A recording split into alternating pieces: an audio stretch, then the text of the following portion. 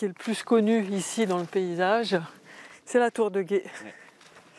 Tu vois, la tour qui date de 1300 et qui n'a jamais été restaurée, 1300-1330, qui est impeccable, comme on dit dans son jus. C'est une histoire d'amour entre un château et sa propriétaire.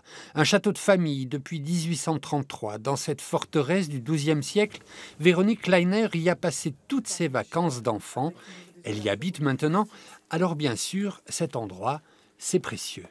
Je ne me sens pas propriétaire d'une tour, c'est difficile, c'est pas mon histoire, ça me dépasse. Il y a plein de gens qui viennent tout le temps me dire « Oh, cette tour, c'est mon enfance ». Donc pour moi, c'est quelque chose de collectif. Je me sens vraiment la gardienne qui coupe les ronces, les orties, qui regarde ce qui se passe, etc. Et voilà, c'est ce que j'ai envie de faire ici. Classé monument historique depuis 2015, il est urgent d'y faire des travaux. Estimation 2 millions d'euros, impossible. Alors elle se tourne vers l'association d'Artagnan. C'est à eux qu'on doit l'aventure de la Motte Chandonnier.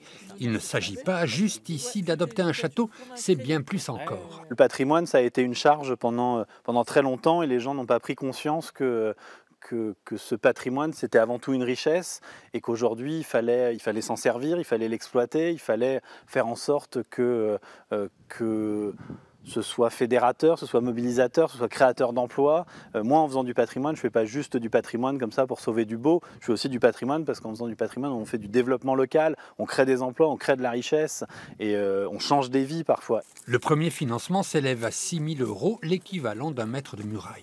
C'est quelque chose qui est le témoin d'une histoire partagée, c'est pas la mienne propre, c'est l'histoire de ce territoire, l'histoire de cette région, et c'est une façon de commencer à la sauver. 6 000 €, c'est pas grand-chose, juste une petite pierre à l'édifice, la continuation heureuse de cette histoire d'amour entre un château et son territoire.